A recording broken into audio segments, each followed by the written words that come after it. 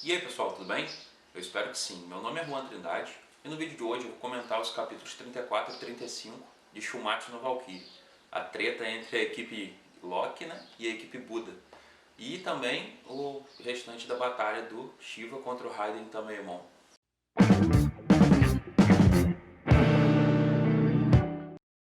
O capítulo 34 se chama Conflito de Interesses e começa exatamente de onde parou o 33.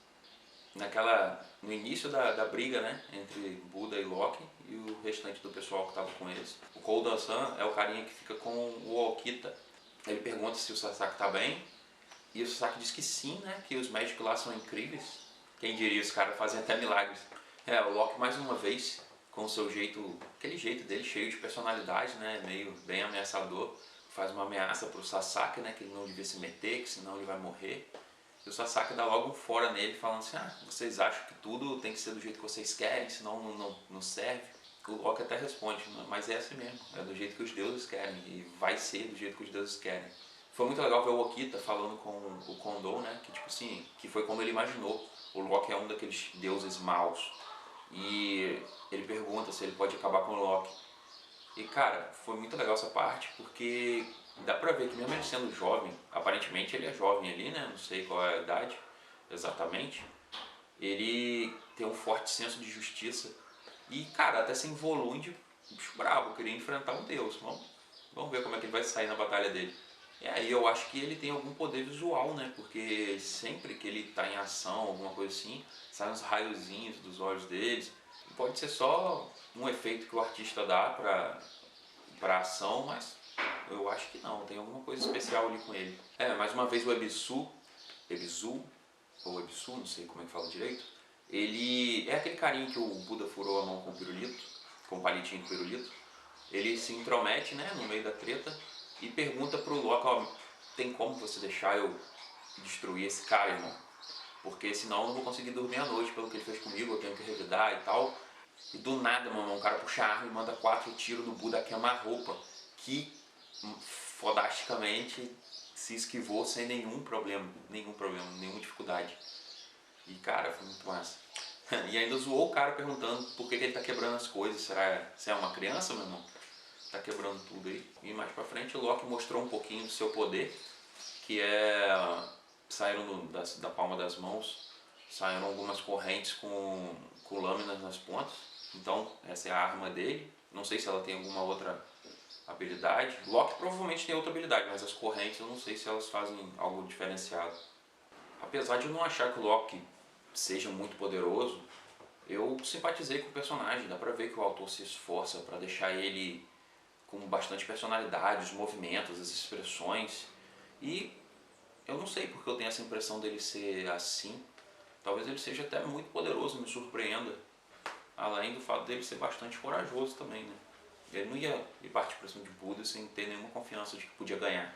E após ele mostrar as suas armas, ele parte para cima de Buda e, como eu tinha imaginado, né, até supus no vídeo anterior, que alguém ia interromper. E realmente quem interrompeu foi Odin e Zeus, que chegaram na hora, de maneira bem imponente. E Zeus ainda deu um socão no chão, quebrou assim, fazendo uma destruição entre as duas equipes e parando a briga. Eles dão aquele sermão batido, né? Estou desapontado, os companheiros não deviam lutar entre si mesmos, não sei o quê. E, cara, não é que o Ebisu, um bicho doido, respondeu a Odin e a Zeus, cara? Tipo, falou, por que eu deveria ouvir vocês, ou nós, os deuses da fortuna, somos os carrascos do céu e tal? Odin então manda um, já basta! Aí todo mundo sente aquela aura, aquela pressão. Pô, todo mundo fica quieto na hora, assim. E nessa mesma hora o Loki espirra e diz que isso fez ele sair do sério, que agora ele ia voltar para assistir a partida, mas não antes de sair, né, olhar daquela maneira ameaçadora para Buda e falar, até a próxima, meu irmão, esperto. E o Buda tacando foda-se, abrindo lá outro pirulito, né, olhou para ele, tipo, cara, até o Bishamonten, não sei como é que fala ainda, né, um dos combatentes do Ragnarok, né, ele faz também uma ameaça pro Buda, dizendo que para ele não esquecer, né, que os traidores receberão a punição divina. Foi bem foda até. Depois disso, o restante do pessoal ali se despede e vai para os aposentos também para assistir o restante da luta lá do Shiva. contra o Raiden. E cara, a galera enche muito o saco do Buda, mano. Ele vai receber a terceira ameaça seguida. Quem chega pra conversar com ele agora é Zeus, que fala pra ele, ó, não vamos mais criar problema a partir de agora, entendeu? Não, pô, para de arrumar treta aí, meu irmão.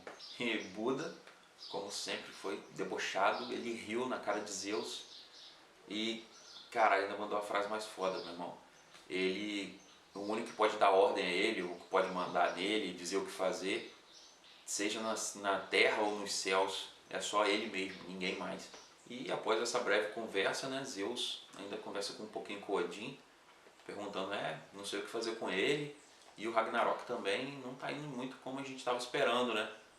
E Odin nem responde pra ele, no caso. Aí Zeus pega, vai assistir a partida também, todo mundo tá curioso pra saber o que vai acontecer na luta.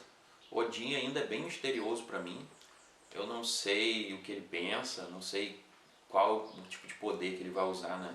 Muito bem, o poder que ele vai usar nas lutas. Não sei o que ele está achando do Ragnarok também. Porém, né, eu não sei muito bem o que ele vai fazer, mas nos quadros seguintes mostra um pouquinho do que pode ser o poder dele, né? Ele dá uma risada lá meio assustadora assim, meio coisa, e solta uma aura negra que desintegra as flores em volta assim no campo de flor, e até os seus próprios corvos ficam assustados. Então pode ser que ele emane uma aura destrutiva assim contra o adversário dele na luta. E o finalzinho do capítulo mostra o Zeus voltando para a arena, né, perguntando o que ele tinha perdido e se surpreendendo, caraca, o que aconteceu? O próximo quadro mostra o Shiva, mano, com o braço todo arrebentado, caindo aos pedaços.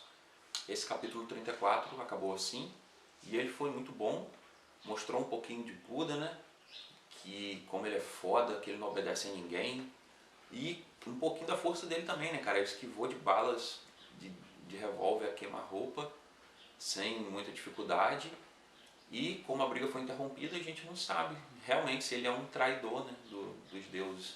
Loki mostrou um pouquinho das suas armas, porém ele ainda deve mostrar outros poderes dele, e eu acho que já mostrou nos capítulos anteriores, né, que ele tem levitação ou voo, assim, que deve ajudar bastante ele na luta. Bom, dependendo do ponto de vista, dá a entender que ele realmente é mau, que ele é um vilão, mas ele não está totalmente errado em confrontar o Buda, porque pode ser que ele realmente seja um traidor dos deuses. O Loki não está fazendo nada de ruim para os deuses que são seus companheiros, no caso, ele está tentando até proteger, porque se o Buda é um traidor, meu irmão, ele tem que resolver isso mesmo.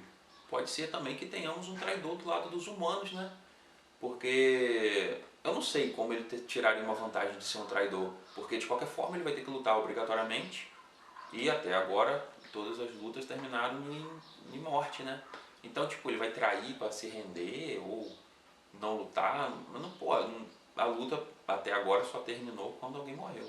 Então não vejo muito sentido em ter um traidor, mas possivelmente vai ter alguma coisa assim na história. Mostrou um pouquinho, bem pouquinho, de como o Odin é imponente, e talvez seu poderzinho de desintegrar, né? Talvez eu esteja errado também, só acontece que as flores não resistem à aura dele. E no geral, pô, a arte continua linda e foi um ótimo capítulo, eu gostei bastante. Agora vamos comentar o capítulo 35, que começa com a luta, né, de Raiden contra o Shiva, e dizendo que a diferença entre o deus da destruição indiano mais forte está sendo destruída pelo humano Raiden Tamermon. Será mesmo que está sendo destruída?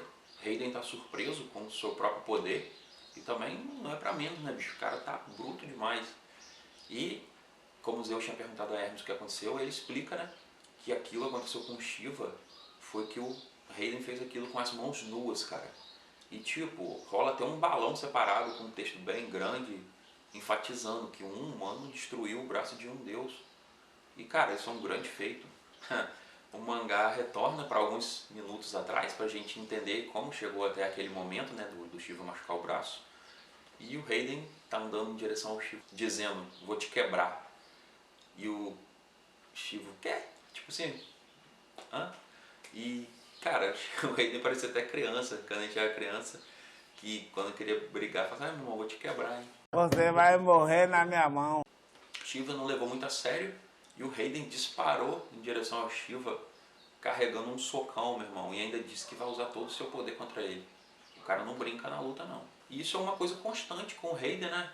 ele tem sempre essa urgência em acabar com a luta logo, não sei, se ele não gosta de lutar. E antes fazia até sentido, né? Porque ele não estava usando a Volund totalmente. Ele tinha o problema com os músculos. Se ele deixasse sair do controle, ele ia se quebrar todinho, sozinho, sem nem lutar. Então, tipo, ele tinha um problema. Depois que ele usou a Volund, isso deveria ter sido resolvido, né? A Turd controla a força dele e não deixa ele se danificar o corpo dele, no caso. Então, eu quero entender porque ele tem essa urgência. Caraca, meu irmão, Raiden carregou aquele socão, né? Que o Shiva até defendeu com os braços, com 2 braços ao mesmo tempo. Cara, o braço dele envergou pra dentro de tamanha força do Raiden, cara. Tipo, muito foda. Raiden continua essa sequência, manda vários e vários golpes em Shiva e termina com um Lariat, né? Que é aquele golpe com o braço assim e dá um porradão no pescoço. Que foi tão forte que Shiva deu um mortal pra trás e caiu de cabeça no chão, velho.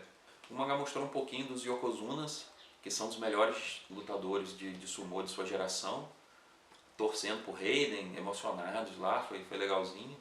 Shiva levantou bolado, né, igualzinho jogo de luta, ficou tonto, de um lado pro outro, igual Street Fighter, King of Fighters. E Raiden disse que aquilo foi difícil, né, cara, e parte pra cima pra acabar logo. Então, tipo assim, pode realmente ter algum problema com ele. E até os outros deuses percebem que Shiva, cara, isso deve ter dado muito dano, ele tá tonto. Então, tipo assim, se os outros deuses estão reconhecendo que ele levou aquele dano, talvez o Shiva não se saia tão bem, assim, de levar golpes. Seus poderes devem ser de outro tipo. Realmente quer acabar com a luta logo, meu irmão. Acarrou na cabeça de Shiva e foi mandar aquela cabeçada arregaçante, meu irmão. Que cabeçada. Porém, como a gente pensava, não, ok, vai afundar o crânio do Shiva agora já era, meu irmão. Estamos errados. O Shiva não só resistiu, como o Raiden ainda sentiu um recoil dessa cabeçada, um pouquinho que seja. Ainda ele fala com o Shiva, né? Então você não tá fazendo seu trabalho, né? Tipo, você tá fazendo a sua parte, né? Não desistir, continuar lutando. E Shiva diz que não vai perder porque ele tem a cabeça muito dura, ou cabeça de pedra, alguma coisa assim. E agora quem começa a bater é o Shiva, né? Que mandou uma sequência de golpes no abdômen e um gancho duplo no queixo, cara, que foi muito forte. E se fosse uma pessoa normal ali recebendo esse golpe, tinha dormido na hora, não tinha como. Shiva então começa uma sequência de porrada ali, ora, e acerta muitos golpes no Raiden. E até os Yokozunas, que são os conhecidos do Raiden, reconhecem que aqueles golpes são muito fortes, parece até um canhão carregado. Diferente do que a galera na arquibancada estava achando, esses soquinhos aí não são de nada, mas realmente eram socos muito fortes do Shiva. Então o Raiden está levando dano. E o Shiva, né, está se sobressaindo na trocação de golpes, e o Raiden percebeu que ele está levando prejuízo nesse tipo de luta. E decide logo acabar com ela, né, como sempre, ele tem essa urgência. Mas dessa vez ele usou uma estratégia diferente, bem inteligente por sinal. Como ele não conseguia ganhar na trocação, o que ele fez? Ele segura os braços do Shiva e, meu amigo, ele bufou os músculos do braço, eles ficaram inchadões, assim, fortão, tipo, o máximo que ele pode bufar, acredito eu, e apertou o braço do Shiva, meu irmão, que gritou de dor, e até chutou o Raiden para se afastar dele, né, mas não teve jeito, meu irmão, teve o braço arregaçado. Caracas. Porra! Brunhilde explica que agora o Raiden é força destrutiva pura e que após ele conseguir a Volund, o padeiro tá passando, e após eu conseguir a Volund, né, ele teve esse controle sobre seus próprios músculos. Inclusive ele pode mover os músculos livremente, igual ele fez com os braços, né, para qual parte do corpo ele desejar, onde ele quer aumentar a força. E não duvido nada dele usar essa habilidade que ele ganhou agora, né, de bufar o músculo em certa parte do corpo, para usar nas pernas, talvez para se esquivar dos golpes de Shiva, que pode acabar ficando muito rápidos, ou para avançar no próprio Shiva, já que se ele talvez manter distância ele saia no prejuízo.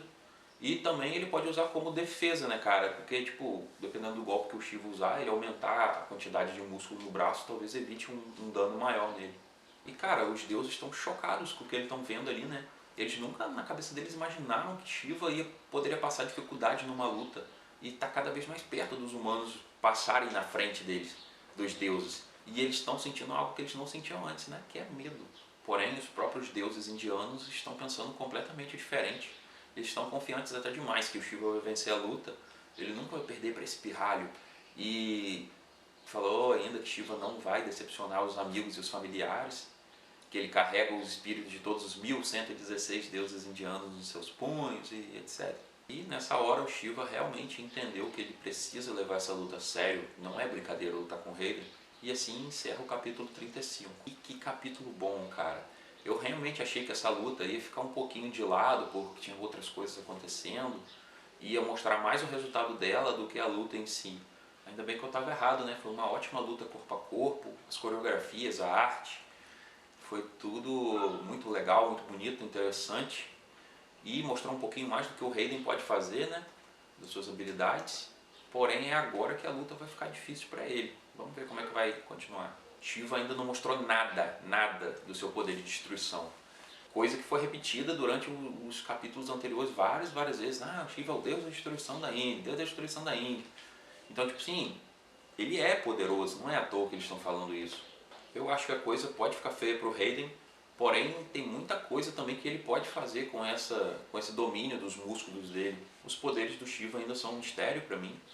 Pode ser que ele tenha algum poder de destruição, como o Bills faz no Dragon Ball, só de encostar, destrói as coisas.